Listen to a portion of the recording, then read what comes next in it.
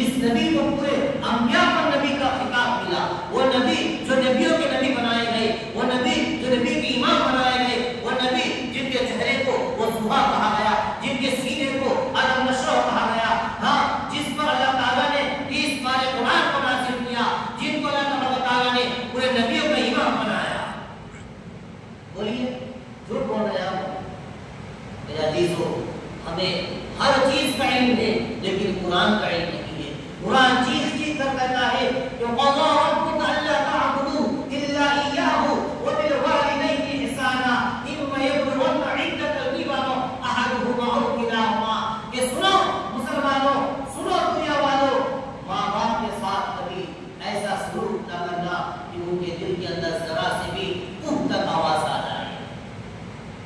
اگر ماں باپ میں سے دونوں آپ کے پاس زندہ ہے تو دونوں کی خدمت کرو، اگر ایک ہے تو ان کی بھی خدمت کرو، جیسے کہ انہوں نے بچپن پر پالا ہے۔ آپ کو ہمیں آج معلوم ہو رہا ہے کہ بچہ پالنا کتنا تکلیف ہوتا ہے، آج معلوم ہوتا ہے ہمیں پیسہ کمانا کتنا تکلیف ہوتا ہے۔ جب پوچھو اس بات سے جس بات نے ہمارے خاطر تمہارے خاطر رات کو دن کیا، وہ رات ہمارے خاطر آپ کے خاطر انسان سے جھوٹ بولا، وہ بات ہمیں اور آپ کو پٹی پر لے کر چڑھا، وہ بات ہمارے لیے آپ کے لیے کتنا مصیبتیں سہے۔ آج ہم باپ کا استعمال کس وجہ سے کرتے ہیں؟ جائیداد کی خاطر کرتے ہیں۔ مسلمانوں باپ کو نہ بیچیے، ہاں آپ اپنا قیمتی جواہرات بیچ دیجیے، آپ اپنا پیسہ سے کچھ نہ کچھ خرید لیجیے، لیکن باپ کو نہ بیچیے۔ یہ باپ جو ہے تمہیں جنت میں جانے کا بھی سرٹیفکیٹ ہے، یہ باپ جو ہے جہنم پر جانے کا بھی سرٹیفکیٹ ہے۔ کہا جاتا ہے، حدیث کا درایا ہے، ہما جنتوں کا وہ ناروں کا، یہ ماں باپ تمہارے جنت بھی ہے اور دوزخ بھی ہے۔ آج تو جمعے کا دن ہے، کتنے بھائی ایسے ہیں جن کے باپ فوت ہو گئے، جن کے چچا فوت ہو گئے، ہاں جن کی امی جان دنیا سے چل بسی۔ کوئی ایسا ہے مائی کا لال جو آج صبح سویرے سیرت پڑھ کر آیا ہے؟ بتاؤ تو صحیح۔ آج افسوس کے ساتھ کہنا پڑتا ہے، آج باپ کو کہاں پر قبر دی تھی ٹھیک طریقے سے پتا بھی نہیں پائے گا۔ آج چچا کو کہاں پر قبر دی تھی، جو چچا ہاں تمہیں بچپن پر پالا، تمہیں ٹیوشن لے کر گئے، تمہیں اسکول چھوڑنے گیا، اس چچے کو بھی آپ کا قبر کہاں ہے آپ کو معلوم ہے۔ آج افسوس کے ساتھ کہنا پڑتا ہے، ایسے راستے سے گزرتے ہیں، قبر ہوتی ہے ہم سے پیدل، ہم ان کو بس ریت کے لیے چلتے ہیں۔ مسلمانوں، ایک قبرستان پر جانا، ہاں اور قبرستان کی طرف دیکھنا، یہ ہمیں موت کی طرف، موت کی یاد دلاتی ہے۔ اور جب انسان کے اندر موت کا خوف آتا ہے تو اللہ تعالیٰ سے دل لگانے کا ایک اول پوزیشن درجہ ہے۔ بولیے کون بھائی قبرستان پر جانا چاہتا ہے؟ کوئی نہیں چاہتا۔ کوئی مر گیا ہاں تب قبرستان پر جائے گا۔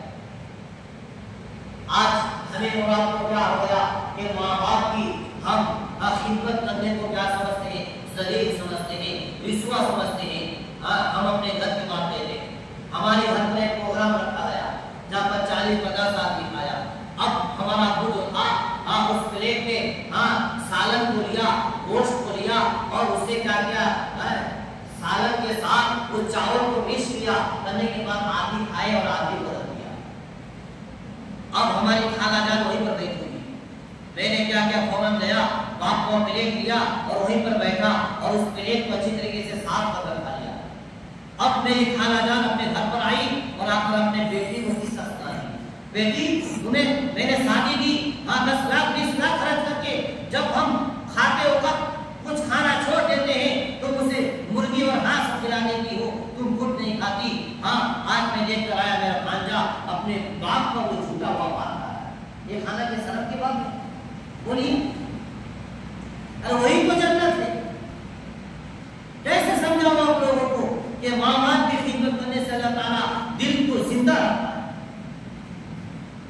ایک صحابہ گزرے ہیں، ایک صحابہ جنہوں نے اپنی پوری زندگی نماز کے اندر گزارا، روزے کے اندر گزارا، صدقہ دیا، سب کچھ کیا، لیکن ماں اس سے ناراض رہتی تھی۔ ماں اس سے کیا رہتی تھی؟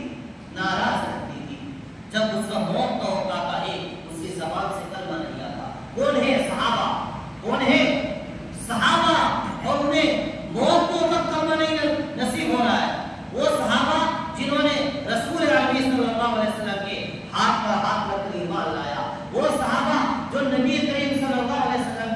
नक्श कदम पर चलता था।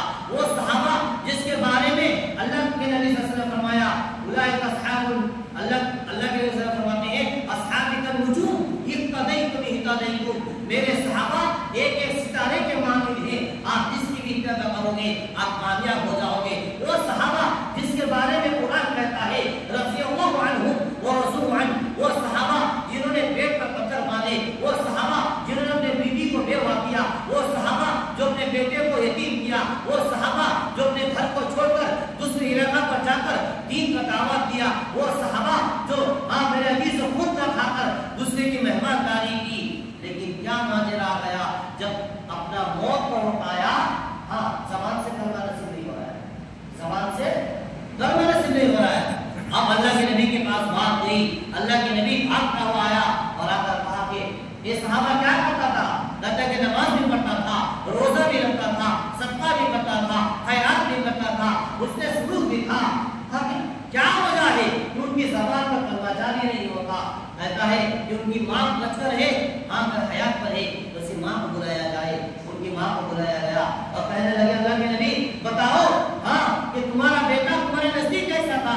कहता है कि नमाज पढ़ता था, रोजा रखता था, ज़कात देता था, फितरा देता था, सदक़ात करता था, उसने अखलाक था। लेकिन क्या था, एक बात पर एक दिन हमसे उनकी नाराजगी हो गई, हम उससे खता हो गए, इसीलिए